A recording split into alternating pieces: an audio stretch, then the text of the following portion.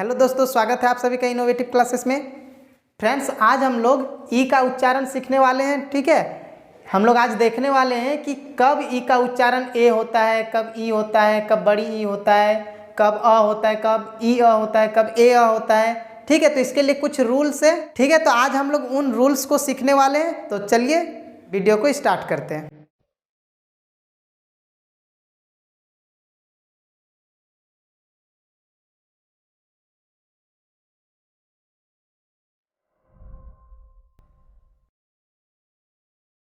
देखिए फ्रेंड्स, सबसे पहला रूल है, जब दो व्यंजन के बीच में ई हो। ठीक है, व्यंजन क्या होता है? कॉन्सोनेंट और वोवेल जो बताए थे। Vowel A E I O you होता है और कॉन्सोनेंट को व्यंजन कहते हैं। मतलब ए ई आई ओ यू, ये पांच को छोड़ के जो भी ए बी सी डी में आते हैं वो सारे क्या है? व्यंजन है। ठीक है, तो अगर ई दो व्यंजन के बीच में हो तो ई का उच्चारण क्या हो जाता है? ए हो जाता है। ठीक है, जब भी ई दो व्यंजन यानी दो कॉन्सोनेंट के बीच में हो तो हम लोग ई को ए पढ़ते हैं। ठीक है, जैसे देखिए एन ई टी, यहाँ पे ई के इधर एन है जो एक कॉन्सोनेंट है और ई के बाद टी है, ये भी एक कॉन्सोनेंट है, एक व्यंजन है। तो जब ई जो है वो दोनों तरफ से कॉन्सोनेंट से घिरा हो, ठीक है, मतलब इसके दोनों तरफ अगर कॉन्सोनेंट हो तो ए की मात्रा होगा। ठीक है, तो इसीलिए यहाँ पे एन से न हो गया और ई के लिए हम लोग ए की मात्रा देंगे क्योंकि कॉन्सोनेंट के बीच में है। तो नेट हो गया यहाँ पे।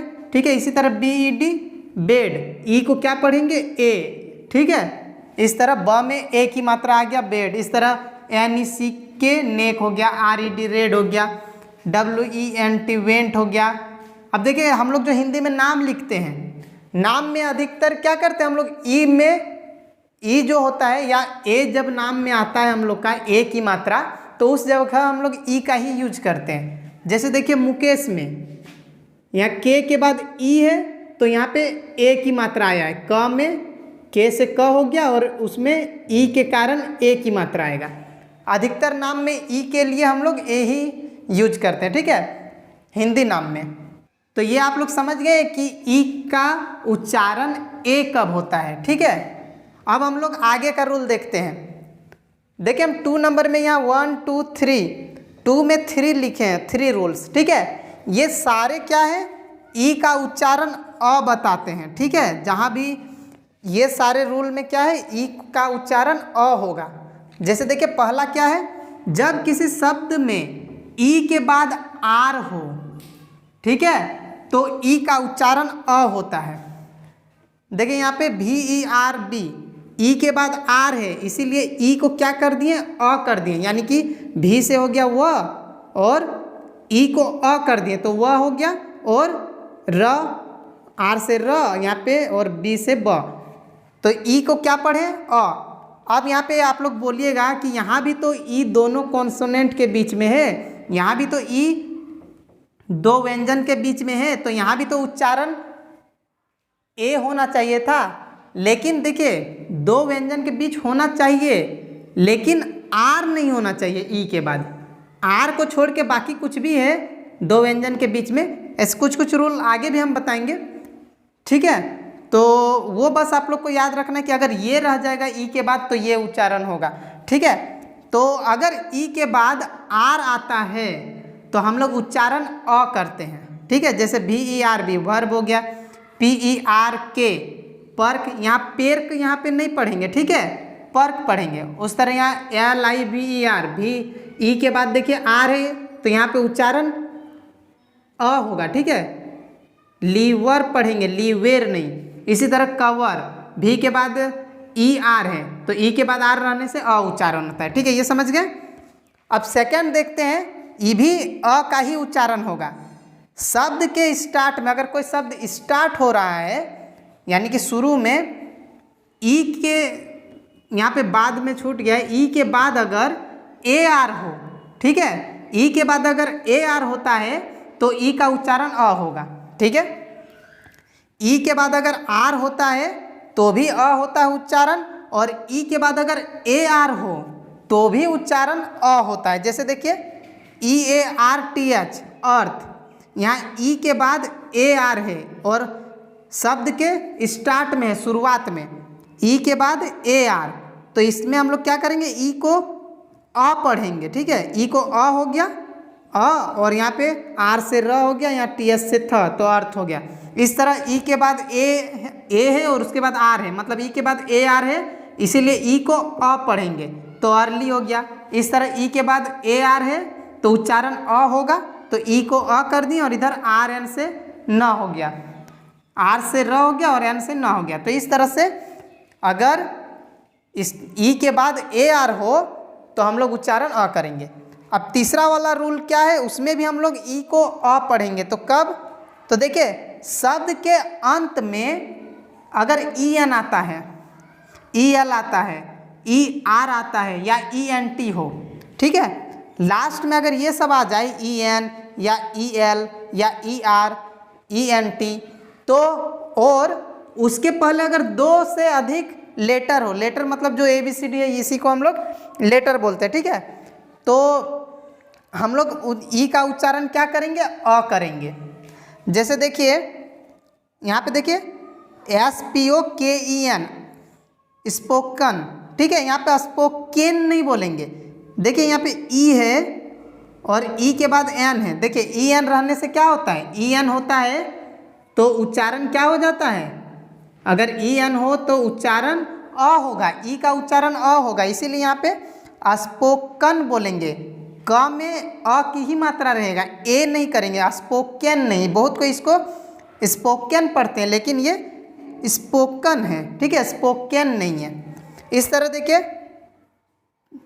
ई के बाद एल है लास्ट में, तो इसको हम लोग टनल पढ़ेंगे, टनेल नहीं, ठीक है। इस तरह से यहाँ मस्टर, यहाँ पे ई के बाद आर, मतलब लास्ट में ER आ रहा है, यहाँ भी ऐसे हम बता दिए ई के बाद अगर आर रहता है तो अ का उच्चारण होता है, ठीक है। तो मस्टर इस तरह से ENT है, यहाँ पे लिखे ना ENT अगर लास्ट में होता है तो ई को हम लोग क्या पढ़ते हैं, ई को हम लोग अ पढ़ते हैं, इसीलिए यहाँ भी करंट होगा, करेंट नहीं। इसको बहुत कोई करेंट पढ़ते हैं लेकिन करेंट नहीं, करंट सही उच्चारण है, ठीक है, ये समझ गए। अब हम लोग आगे कुछ और रूल देखते हैं, ठीक है, इसको हम पहले मिटा देते हैं। देखिए फ्रेंड्स, नेक्स्ट रूल है 3rd नंबर का। इसमें क्या है, यदि ई 2 व्यंजन के बीच में हो, हम इससे पहले भी बताएं 2 व्यंजन के बीच में, लेकिन अगर ई के बाद एक लेटर छोड़कर ई हो, ठीक है, तो क्या होता है, ई का उच्चारण बड़ी ई हो जाता है, ठीक है। जैसे देखिए यहाँ पे ई जो है ये 2 व्यंजन यानी 2 कॉन्सोनेंट के बीच में है, लेकिन इसका एक लेटर छोड़ के ई है।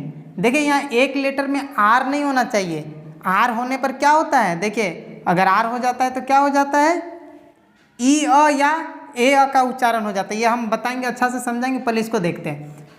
यदि ई के बाद एक लेटर छोड़ के फिर से ई आए तो हम लोग क्या करते हैं, ये ई का उच्चारण बड़ी ई की मात्रा में करते हैं, ठीक है, और लास्ट में ई का उच्चारण नहीं होता, वो हम आगे यहाँ पे लिखे हुए हैं। तो देखिए यहाँ पे एम से म हो गया और ई के लिए बड़ी ई की मात्रा दे दिए तो मीट हो गया, ठीक है। इस तरह कंप्लीट, यहाँ पे ई के बाद एक लेटर छोड़ के फिर ई है, ठीक है, इसीलिए ई का उच्चारण क्या होगा, यहाँ पे बड़ी ई की मात्रा होगा, इसीलिए यहाँ पे कंप्लीट बड़ी ई की मात्रा आया है, ठीक है, और लास्ट का ई का हम लोग नहीं उच्चारण करते हैं, ठीक है। नेक्स्ट रूल क्या है, देखिए यदि शब्द के अंत में ERE हो, मतलब ई के बाद आरी हो, देखिए यही रूल है कि एक लेटर छोड़ के ई, यहाँ भी ई के बाद एक लेटर छोड़ के ई है, लेकिन यहाँ पे आर नहीं है, यहाँ पे आर होना चाहिए, ठीक है, यही रूल है। बस यहाँ पे जो एक लेटर का बात कर रहा है, एक लेटर छोड़ के, वो आर होना चाहिए। अगर आर के बाद ई है तो उस समय ई का उच्चारण या तो ई अ बोलते हैं या ए अ पढ़ते हैं, ठीक है। जैसे देखिए HERE, इसको क्या पढ़ते हैं, हियर, MERE, इसको पढ़ते हैं मियर। देखिए ई के बाद आर है, उसके बाद ई, तो हम लोग इसमें ई की मात्रा को हम लोग ई की मतलब ई अ पढ़ते हैं या ए अ पढ़ते हैं। जैसे THERE, डियर या देयर पढ़ते हैं, और WHERE ई के बाद आर ई है, इसलिए इसको हम लोग वेयर या वेयर पढ़ेंगे। ठीक है, इसमें कुछ एक्सेप्शन भी है, जैसे देखिए एक्सेप्शन कुछ है, जैसे WERE, यहाँ पे ई के बाद आर है, लेकिन हम लोग इसको वियर नहीं पढ़ेंगे, इसको हम लोग वर पढ़ते हैं। ठीक है, बहुत को इसको वेयर पढ़ते हैं, लेकिन सही उच्चारण क्या है, वर। ठीक है, ठीक है, ये समझ गए। देखिए कुछ एक्सेप्शन है, इंग्लिश में कुछ बहुत सारे ऐसे वर्ड है जो इन रूल में काम नहीं करेगा, क्योंकि देखिए जहाँ से उच्चारण हुआ है, जहाँ से उत्पत्ति हुआ है उस शब्द का, वहाँ के लोग कैसे बोलते हैं उस पर डिपेंड करता है। ठीक है, जहाँ से जो शब्द का उत्पत्ति हुआ है, जहाँ से ओरिजिन है, वहाँ के हिसाब से ही हम लोग उच्चारण करते हैं। उन लोग जैसा शुरू से उच्चारण करते आया हुआ है वैसे ही हम लोग उच्चारण करते हैं। फिर भी कुछ रूल बनाया गया है। ठीक है, तो ये सारे रूल जो है सभी जगह काम नहीं करेंगे, क्योंकि जिस जगह पे इंग्लिश का उच्चारण जैसा हुआ है उसी के हिसाब से बाद में जो सीखा है उसी के हिसाब से बोला है। ठीक है, तो अब नेक्स्ट रूल देखिए, अगर ई अंत में हो तो उच्चारण नहीं होता। हम यहाँ पहले ही बता दिए कि अगर लास्ट में ई आता है तो उच्चारण नहीं होता है। जैसे यहाँ पे METE, हम लोग बस मेट पढ़ें, यहाँ पे ई को नहीं पढ़ रहे हैं। ठीक है, सिर्फ MET, टी से ट तक हुआ, ई का हम लोग कोई उच्चारण नहीं कर रहे हैं। इस तरह FILE, फाइल, लास्ट में ई का कोई उच्चारण नहीं कर रहे हैं हम लोग। शेप, ठीक है, गेट, इस तरह से क्या है, ई का उच्चारण नहीं करते अगर लास्ट में आता है तो। लेकिन इसमें भी एक्सेप्शन है, अभी हम बता दिए कि एक्सेप्शन क्यों है, अपवाद क्यों है। यहाँ पे फिनाली, देखिए यहाँ एल के बाद ई है लास्ट में, फिर भी हम लोग एल का नहीं, ई का उच्चारण छोटी ई की मात्रा में किए हैं। देखिए फिनाली, यहाँ पे एल में छोटी ई की मात्रा, यानी ई का उच्चारण छोटी ई आया है। इस तरह यहाँ पे कूपी, लास्ट में ई है तो हम लोग ई की मात्रा किए हैं। तो कुछ एक्सेप्शन है। ठीक है, यहाँ पे क्लिसे, यहाँ पे ई का उच्चारण ए हो गया है। ठीक है, तो कुछ एक्सेप्शन, इस सबको आप लोग को याद रखना पड़ेगा, प्रैक्टिस करना पड़ेगा। ठीक है, तो ही आप लोग बहुत अच्छा से इंग्लिश सीख पाएंगे। ठीक है, अब देखिए अगर कभी ये आ जाता है EA, ठीक है, ई के बाद ए, आर नहीं होना चाहिए। ठीक है, EA, क्योंकि आर होगा तो हम पहले ही बता दिए, ई के बाद AR होता है तो क्या होता है, तो ई के बाद अगर सिर्फ ए है तो देखिए उच्चारण क्या होता है, बड़ी ई की मात्रा। जैसे EAT, यहाँ EA है तो इसका बड़ी ई की मात्रा में उच्चारण होगा, ई और टी से ट हो गया। इस तरह PEA, P, EACH, each, TEA, T. ठीक है, यहाँ EA है तो बड़ी ई की मात्रा।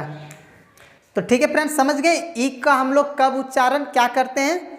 ठीक है फ्रेंड्स, वीडियो अगर अच्छा लगा तो प्लीज़ लाइक कर दें, और अगर आप इस चैनल पर नए हैं तो सब्सक्राइब कर लें, और ज़्यादा से ज़्यादा अपने दोस्तों को भी शेयर कर दें। Thank you.